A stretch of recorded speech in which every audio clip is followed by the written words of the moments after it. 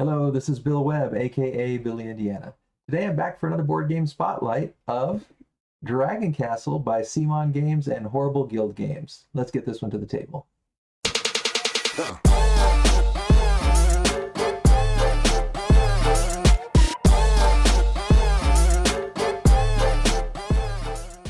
The Dragon Castle is a mahjong type of game that's by Lorenzo Silva, Jalmar Hawk, and Luca Ricci.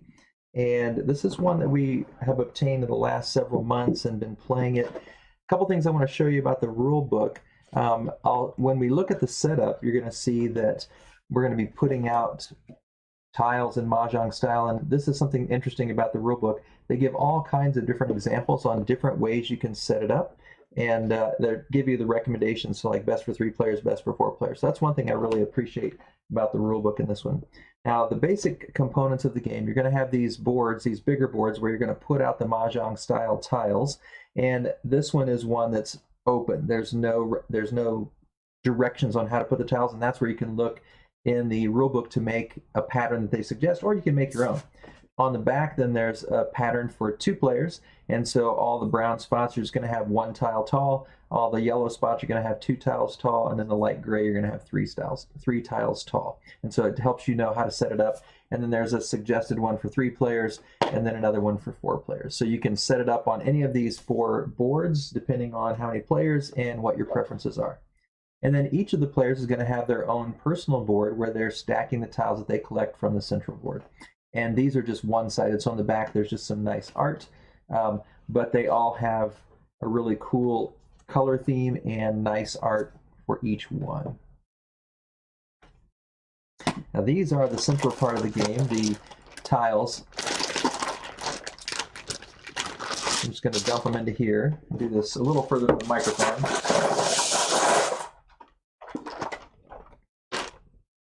All right, so these tiles are nice and hefty, and they're all different kinds of styles. There's the dragon tiles, which are purple, and they're worth the most. And then there's red and green and yellow, which are the most abundant, and they're worth the least, but they're still valuable. And they also have a different number. So like this is a green 6, and this is a yellow 5, and then this is a red 5. And so you can see here's a red 6 and a red 1. And so those 3, I think they represent merchants, farmers, and warriors or soldiers, something like that. And so those are the 3 lower valued ones. And then the black and the blue ones are sort of in the middle. And it's, I think, seasons and winds. And so these are the tiles you'll put on that board. And so let me go ahead and set up a little bit of the game so I can explain how it plays, and then I'll give you a quick review. So here I've set up the board with the mahjong style tiles and just a random array. I didn't use any of the patterns suggested, just threw them out there really quickly. And then I've got all the other components. So we've got these shrine tops over here. We've got these victory point counters over here.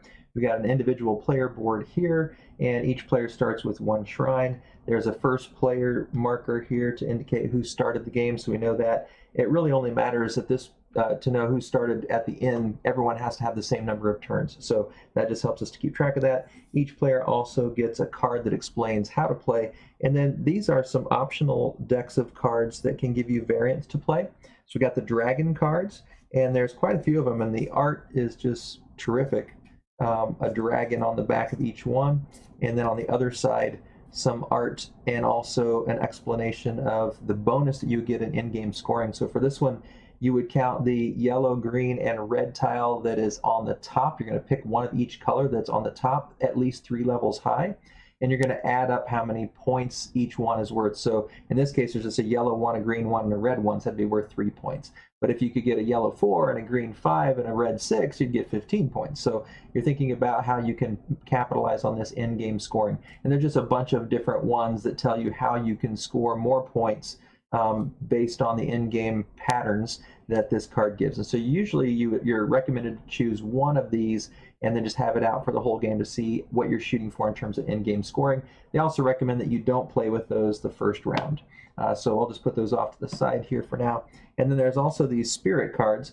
They also have really cool art of a bunch of different spirit animals on the one side. And then on the other side, each one has, instead of an end scoring bonus, it gives you a certain power you can play. And so for this one, If you play one of the face-up tiles off of your personal board, or discard one of the face-up tiles off your personal board, or discard a shrine top, then you can, instead of matching two tiles precisely, you can just match their color when you draw them. So you do have to pay kind of a penalty to use this power, but they also recommend that you take one of those spirit powers. So you'd have an in-game dragon power off to the side saying, hey, in this game we're going to use this power at the end for scoring, and then a spirit card saying, and throughout the game, if you'd like to discard a tile or discard a shrine, you can also use this extra ability. And so those are nice variants you can add in or not. We've done both. We've played the base game and with the variants. And then on the card here, it basically tells you everything that you're going to do. You've got just a few options, and that's explained here in the middle. If you collect, well, actually, let's look at this side first. On this side, it shows you what your moves are, what your options are. You're always going to take one tile off the top level. So in this case, I'd be looking at the third level. And then you're going to have an option on what you do with that top tile. One option is to match it with another one that's exactly the same. And the only way you can choose a tile is if one full long side is exposed. So this purple one is fine, and this green one is fine, and this black one is fine, but this green one is not because it only has a short side exposed. So for instance, I could take this purple dragon here on the top and match it with this purple dragon and take both of those tiles. That would be that first option of an action. Whenever you take tiles, you're going to place them on your personal board, and you don't have to put them together. You can put them wherever you want on the board. The other option is you can take one off the top, and instead of taking a second tile, you can just take a shrine top. And so you start with one in your collection, but if I look around here, I see here's this 5 that's available on the top, but the only other 5s I see are this one, and they're not available. So maybe I would just take this 5 and take a shrine, and I add the shrine top to my pool, and then I'm going to put this green one in my personal player board. So that's your second type of action. And the third type of action is you can say, well, I don't really want that one, but I know that my opponent is going to, or one of my opponents is going to. So instead, I'm just going to take this, I'm going to discard it, and I'm going to take a victory point because I discarded that tile. So that's your third action during the game. Now this fourth action only occurs once we're down to the bottom level. Once there's only tiles on the bottom level, then you can start taking these 2-point tiles if you choose. We're summoning the dragon is what we're called at that point. And you put these tiles out based on how many players there are. So if you're playing a 4-player game, you're going to have tiles covering all of them, and this one gets taken, this one gets taken, this one gets taken. And when you get down to the one that's got the exclamation mark, that signals the final round. And so everyone gets one more turn until everyone has played an equal number of turns, and you could still take more of these 2-point tokens off the final stack here. If you're just playing a 2-player game, you would just have this one and this one covered. If you're playing 3 players, obviously there. So that one only is an option once you get down to only the ground floor being available. So those are the types of turns you can take. Now, here are the types of ways you can score. And you can see the red, yellow, and green tiles, when you consolidate them on the main board over here, score in one way, and the blue and the black ones score in a different way, and the purple ones score in yet another way. So I'm going to set up a few consolidation options over here on the board and come back and explain how the scoring works. Okay, so I've set up the personal player board here with some consolidations that are on the verge, getting ready to happen. And so I'll demonstrate that, and we'll use the player reference card to show how the scoring works for each case. So let's start by taking the green 3 here and the green 3 there. Both had long edges available. And when you have your tiles on the playing board, if you have a group of 4 or more that are orthogonally adjacent, you must consolidate. So I've intentionally put 2 here and 3 here so they wouldn't score. And if I only had one tile, I may want to put it there. So now I've got 2 groups of 3 that don't have to score yet. So I can keep trying to build it bigger and bigger. And then I finally put this one in, and now they are all orthogonally adjacent, and it's a group of 7. And they're green in color. So if I look on here, the red, green, and yellow all score the same way. When I have a group of 4 or more, I can put a shrine on top. A shrine on top of the first layer of tiles earns 1 point. If I can get a shrine on top of 2 tiles, it's worth 2, and a shrine on top of 3 is worth 3. So now, right now, I'm just all on the base ground floor. So I'm only going to get to put 1 tile on top that is worth 1 point. But because I have a grouping of 7, I get 6 victory points. So I would take 6 victory points, put them over here in my collection. I would flip these over to show that they are consolidated.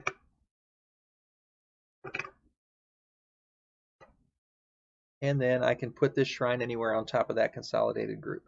I'm eventually going to want to put more tiles on top of this face down layer so I can get them higher up. You can't put tiles on top of face up tiles, only on the face down ones.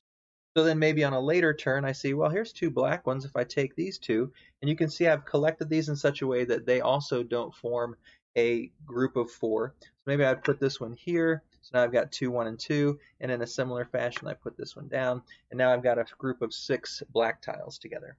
And if I look on here, the blue and the black ones, when you make a consolidation, you can actually put 2 shrines as long as you have them in your collection. So to consolidate, I would flip them over.